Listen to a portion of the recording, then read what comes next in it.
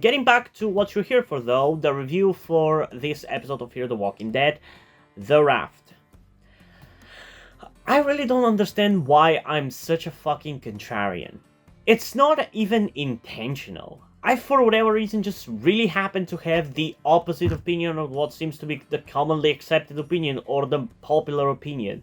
Because for this episode, I think it was fine, and I can definitely see how people can say that this is the best episode of the second half. But for me, it really didn't feel as satisfying like that, to the point to where I would call it like the best episode of the season so far. And I guess maybe it's just because we just have different ways in which we consider what is a good episode or what is the best episode. For me personally, even though it's not like the most exciting episode, I honestly think episode 9 was kind of the best. And I'm gonna explain to you why I think it's the best compared to this one, especially. For whatever reason, I am really much more into the more episodic episodes, which are like very self-contained and everything, and develop the characters. And even though that episode still had its issues, out of the episodes of the second half, I kind of think it was the best because it gave me the most emotion and most entertainment, in the same way that episodes in the first half or in season 6 gave me, with like cool characters and emotional deaths of said characters. Plus the way he died, with like him doing the bagpipes and doing the EU anthem, the Ode to Joy, was such a fucking memorable and really cool death to me. It really made it much more special because to me, as somebody who is from a European country and who is a staunch pro-EU person who wishes that one day the EU will become a federation, it just really means a lot to me.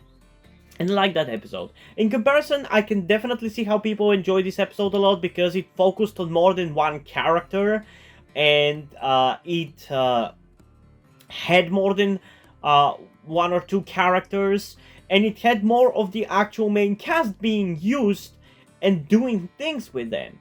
Because for whatever reason, it seems that it bothers a lot of people that every episode in the last two seasons, you would have them characters of the episode, which the episode is focusing on from the main cast, but then you have a bunch of new characters who are supposed to be like a mirror to our main characters and what they're going through. And while I can definitely see how having it be the constant formula, it for me as well, it kind of started to get old at this point, and I wish that they would switch it up a little bit. It's not a bad formula. It works and it's satisfying. I just don't understand why it pisses people off as much when they see it, because on paper it's a fine concept, you know?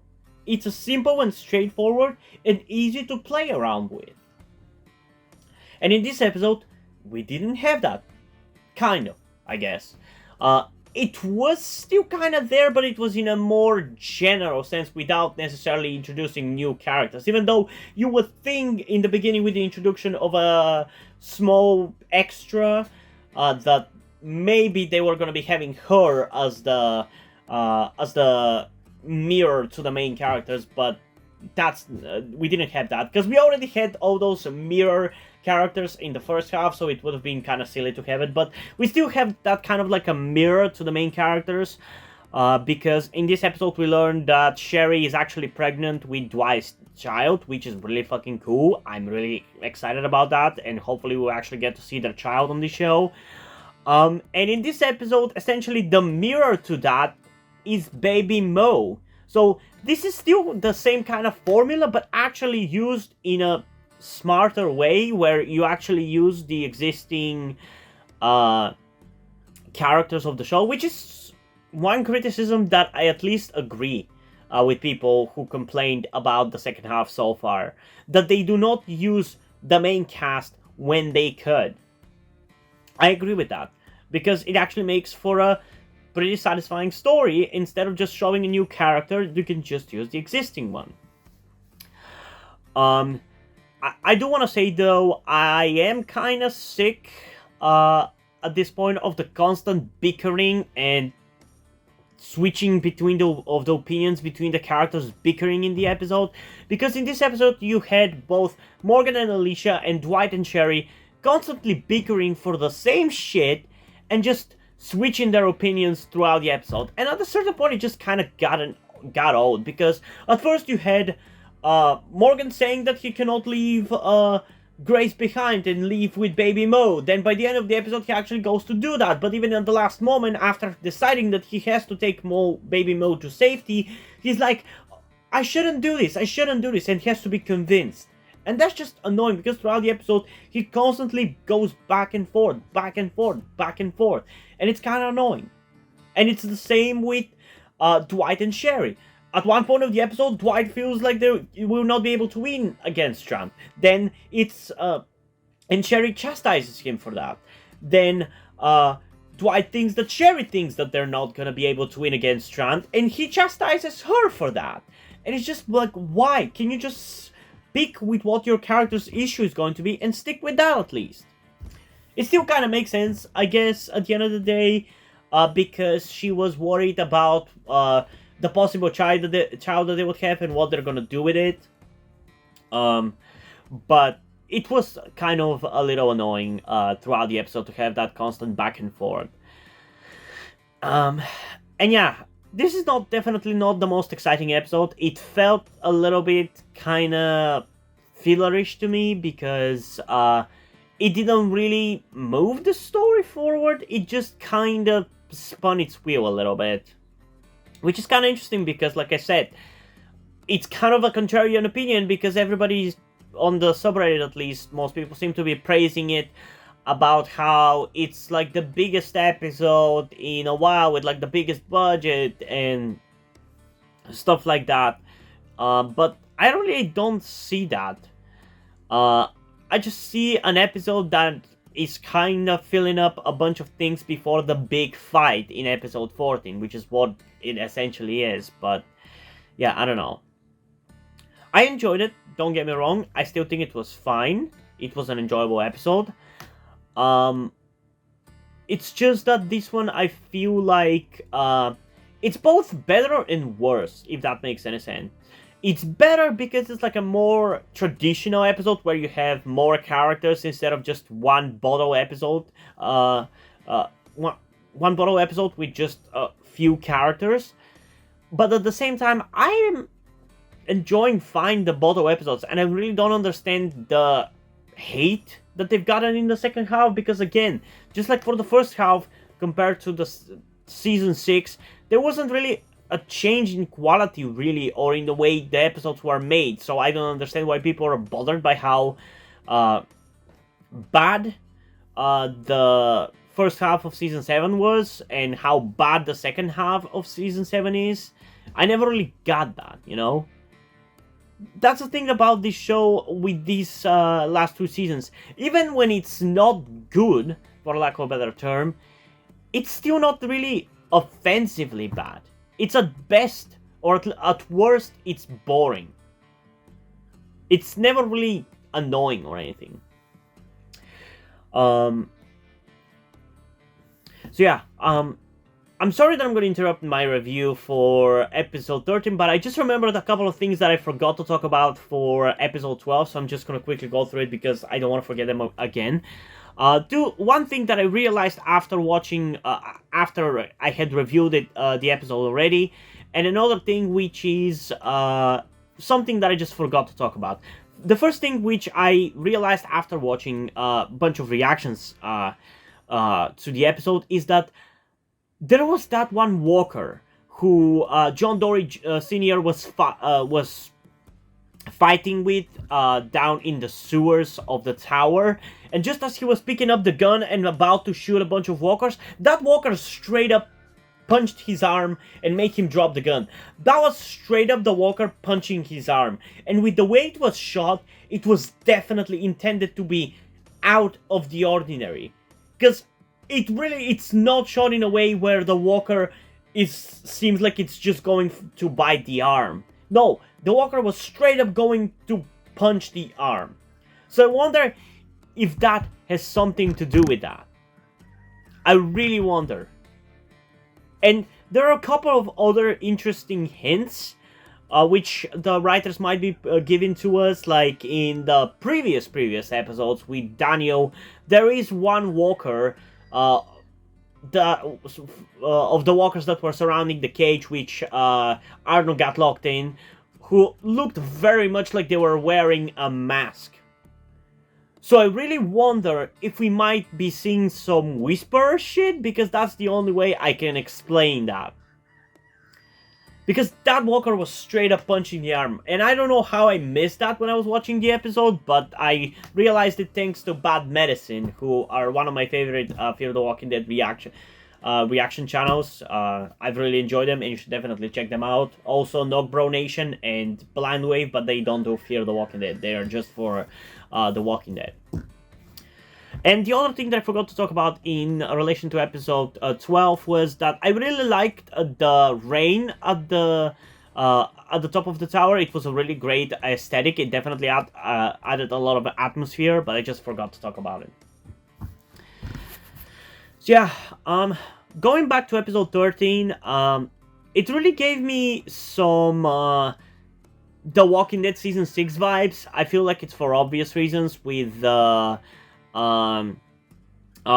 deleting a giant herd of walkers somewhere, especially with like the pit being kind of reminiscent of the quarry from Season 6. I'm pretty sure I even wrote down in one of my notes that Morgan must have a hell of a deja vu after this, but yeah.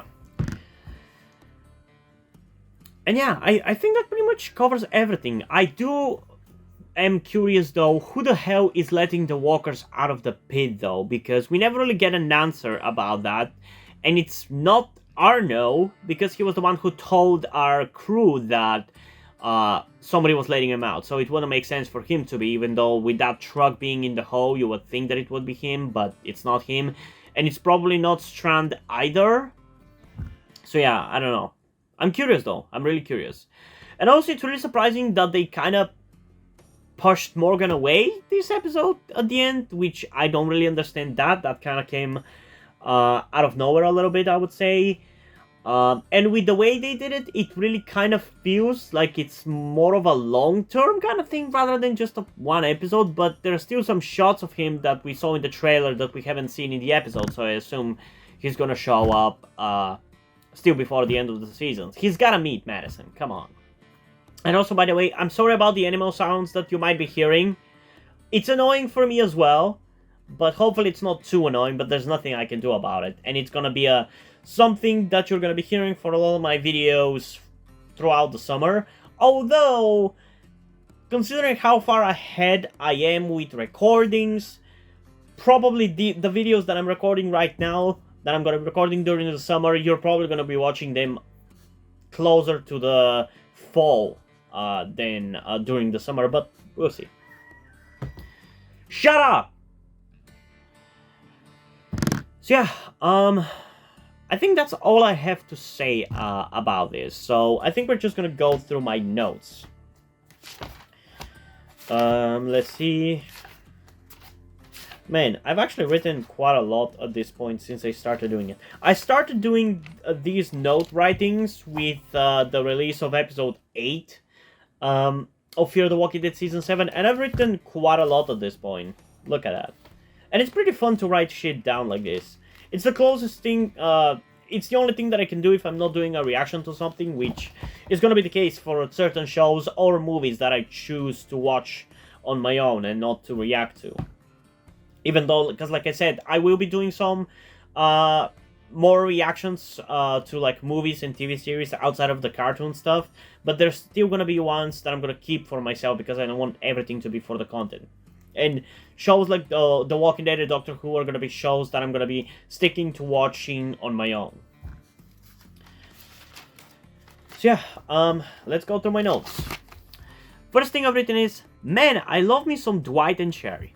And I do. I like Dwight a lot. He became instantly a favorite of mine the second he showed back on the main show after getting burned on the face. And I've liked him, honestly, ever since. In Season 7, in Season 8, I liked him, and I've liked him in Fear as well, especially in Season 6 and 7.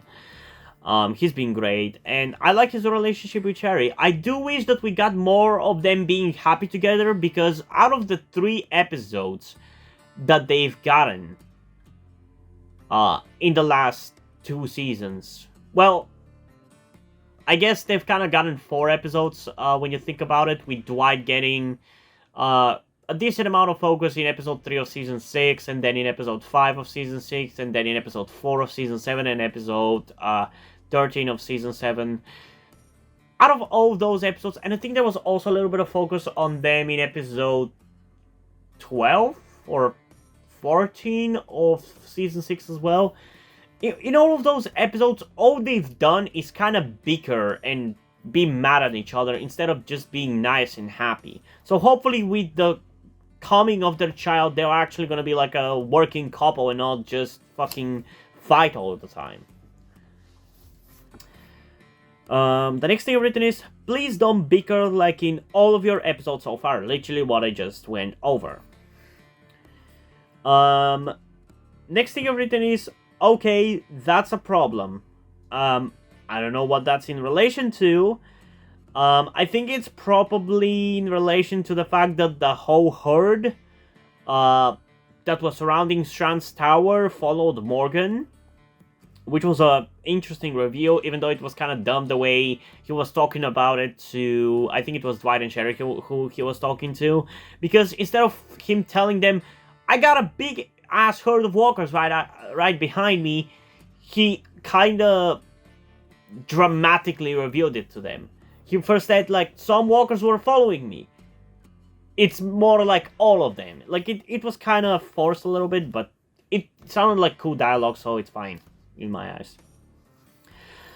Next thing written is, Morgan must be having a hell of a deja vu with the leading of the walkers, because that's what he did in season 6 of the main show, when they were leading the herd out of the quarry and far away from the communities. And it felt very reminiscent of that. So he has experience with that shit.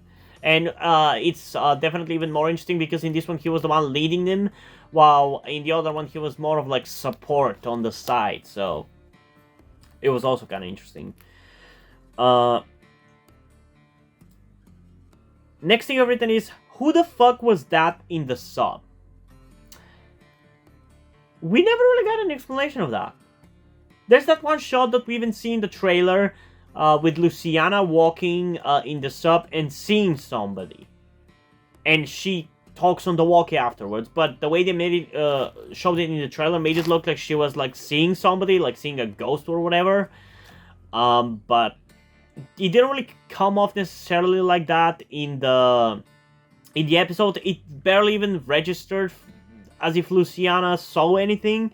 And when seeing the trailer, I actually thought that it was Althea or something, but we still don't really have an explanation about that. It probably has something to do with the fact that there's radiation leaking in the submarine now, so that's a fucked location at this point. But yeah, hopefully we'll find out. Might be the kid that saved Alicia. Whoever that was. Next thing I've written is Dwight's dad joke. That was pretty funny when you realize what he actually said. I think he actually made a reference to a movie from like the early 2000s, I think it was, which is The League of the Extraordinary Gentlemen. Because I think he made a joke about calling an invention of his the automobile. And I'm pretty sure that that's like a reference to that movie, although correct me if I'm wrong. And it was a funny dad joke, it's just at first it was hard to understand what he was trying to say there. But I really liked it. I really hope to see more of that joke Dwight in the future. That was really cool. Next thing written is, I figured that it was gonna be either being pregnant or unable to have kids. That is in relation to the thing that was causing Sherry to be kind of a bitch in this episode and constantly be bickering with Dwight, because we also in the beginning of the episode see that she's planning to escape with a raft or something. At least that's how it made it seem like. Um, and I expected with the way she was acting that it was either gonna be her not being able to have kids or pregnant, because I've seen the same kind of plot beats and behavior in some other show. I think it was in like Doctor Who or something, but yeah, it was pretty obviously one of the two. And it turned out that it was that she's pregnant, which I'm happy about. Next thing I've written is, so who is drawing them out? And that is in relation to the walkers being let out of the crater. We still don't know who it is. The truck that was in the hole looked like it was would have been Arno's people. At least it felt like that. But obviously it wasn't Arno's people because they were dealing with the same shit and they were the ones who warned us. So there's not many other people that it could be, really. So I'm curious who they're gonna make it out to be.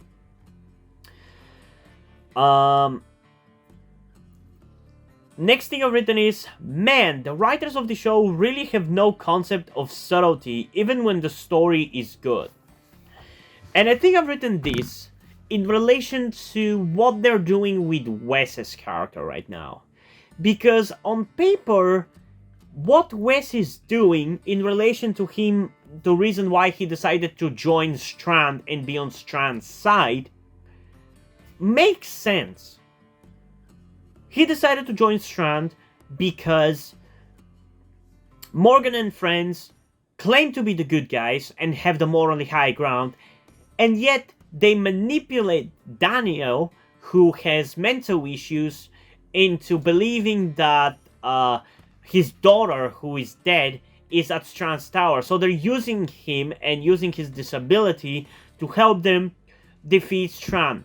And just like Wes said, Daniel has an issue. He can't help it. But Luciana knew exactly what she was doing.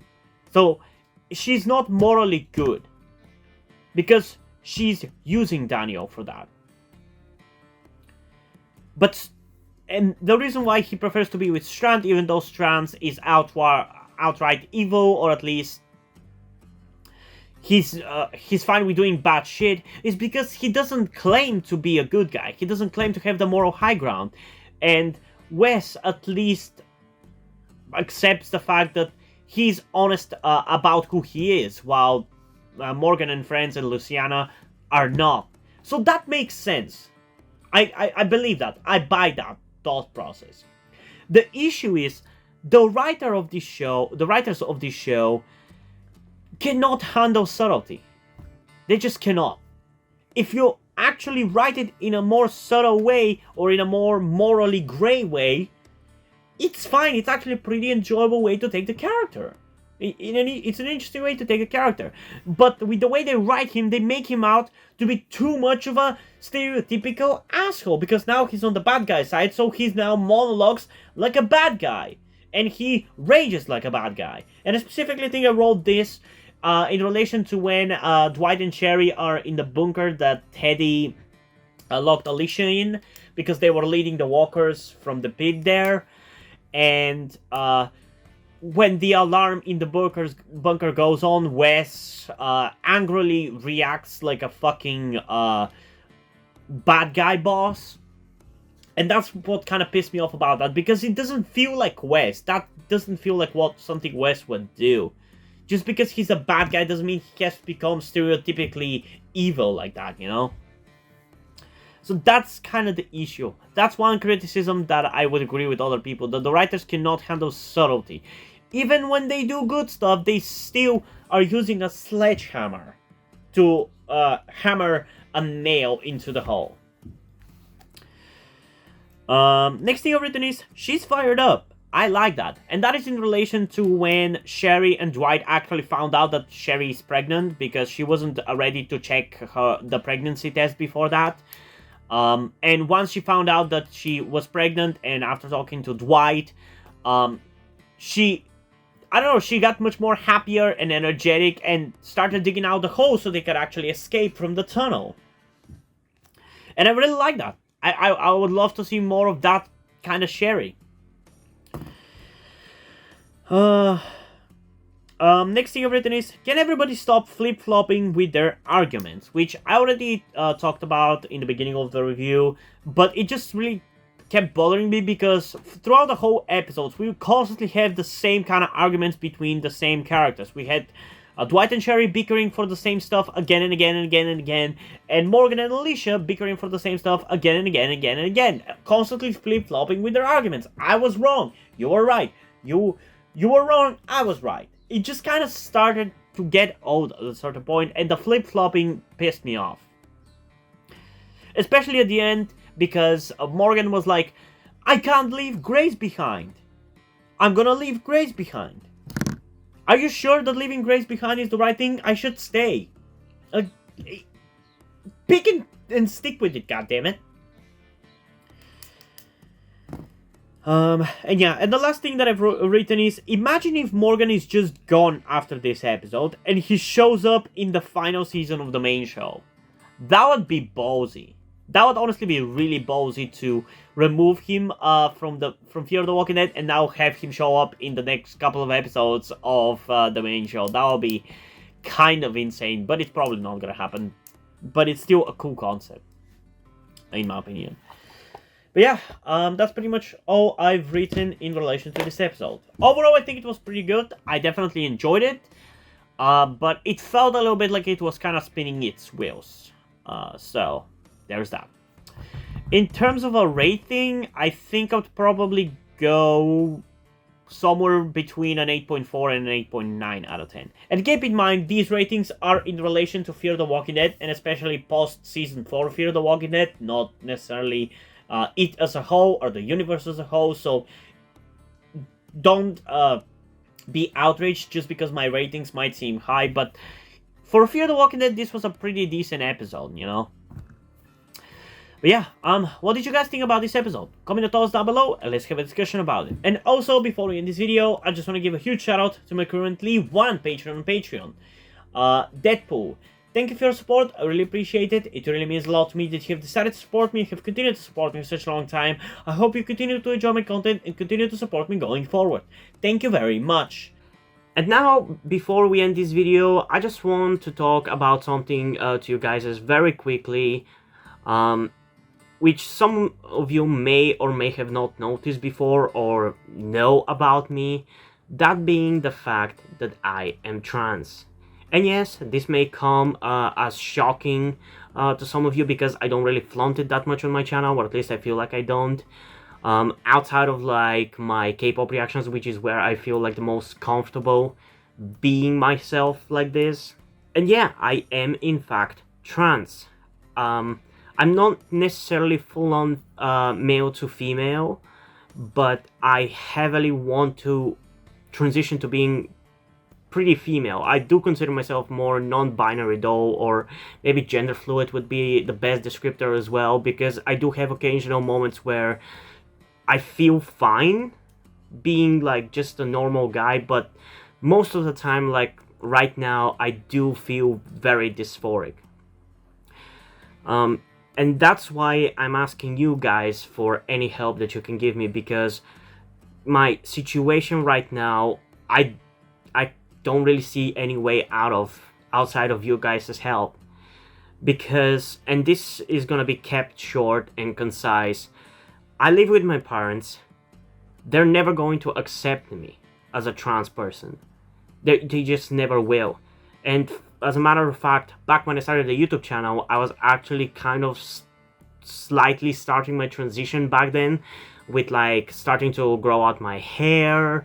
I even got to DIY HRT, but because my parents started noticing certain things, like my behavior had changed a lot and my clothes had changed a lot, I kind of had to stop doing that because they were constantly nagging me about cutting my hair and just started to kind of be threatening in a certain way and felt like they were ashamed of me and everything. And that just kind of stress just tired me out to the point where I just gave up. But as dysphoria goes, it just doesn't go away, you know. I still feel like this, and in fact, it's somewhat been intensifying again recently, so I just wanted to share this with you guys. And again, I would really appreciate any amount of support you can give me in regards to this, because I just don't see any way out of this. Because even if I moved out of my parents' house and got myself a job and everything, that's just not gonna work for long-term planning, because once I transition, it's like I probably will not be able to get myself a job, because my country is very transphobic. Nobody gives a shit about LGBT people at all. So there's not even much I can do even in terms of transitioning here. So yeah, I don't know. I just would appreciate any amount of support you can give me, be it monetarily or in any way otherwise. And this is not about boosting my channel or anything, or guilt tripping you with my sob story. I just wanted to get this off my chest and make my subscribers aware of the situation that I am in, and that I would appreciate anything that you guys can help me out with. It would mean literally everything. Like, for example, a friend that I made after starting this YouTube channel, my good friend Yuri, has been helping me out a lot. And I genuinely might have not been here if it wasn't for him showing up and befriending me. So yeah, this just went a little bit longer than I intended, but I would just really appreciate anything you can support me with. That's kind of ultimately what I'm trying to say. And yeah, hope you guys enjoyed this video, and if you did, please leave a like, subscribe. Also, check out the list in the description to my Twitter if you want to follow me over there, and to my Wattpad where I post my stories, because in addition to doing all these videos on my channel, I'm also a writer. And if you don't enjoy my stories or simply enjoy my videos, you can head over to my Patreon or to my Coffee account, where you can pledge support and help get the channel going, help support me so I can keep writing stories you enjoy. But if you don't want to do it, that's completely fine. You can still help me out in other ways, like liking this video, subscribing to the channel, and especially sharing this video with somebody who you think might enjoy it. And I think this is pretty much it for this video, so hopefully I'm gonna see you in the next one. Bye!